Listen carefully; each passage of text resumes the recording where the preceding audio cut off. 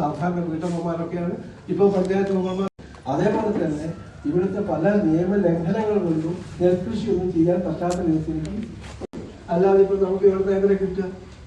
Amrita school അവിടെ വായമ്പത്തൂർ ഇരുന്നിട്ട് നിയമത്തിനെ പറ്റിയ പുസ്തകം ഇറക്കിയതുകൊണ്ട് കാര്യമുണ്ടോ? അല്ലെ നമ്മുടെ വീട്ടിൽ കയ്യേറി എങ്ങനെയാണ് അത് പരിഹരിക്കുന്നത്?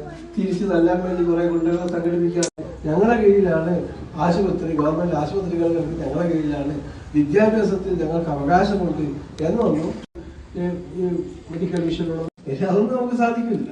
അപ്പൊ ഇത്തരത്തിലുള്ള ഉയർന്ന തരത്തിലുള്ള നിയമമായ ധനസമ്പാദന ജീവിത സംവിധാനമായ കൃഷി ഇത് അപകടത്തിലേക്കാണ്.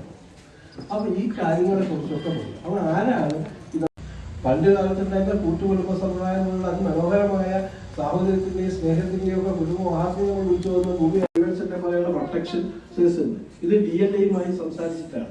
DLSA എന്ന് പറഞ്ഞാൽ 1940 മുൻപ് വയനാട് ആദിവാസികൾ ഭൂരിപക്ഷമുള്ള ഒരു ജില്ലയായിരുന്നു.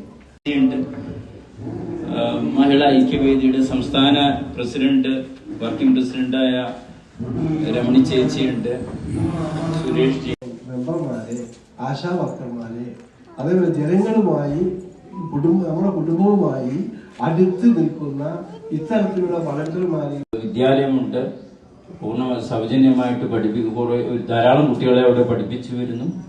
അതേപോലെ നമുക്ക് ചെയ്യാൻ സാധിക്കട്ടെ ഈ പ്രവർത്തനത്തിൽ കൂടെ എന്നുള്ള ആശംസയും എല്ലാവർക്കും ഒരിക്കൽ കൂടെ സ്വാഗതം പറഞ്ഞുകൊണ്ട് നിർത്തുന്നു.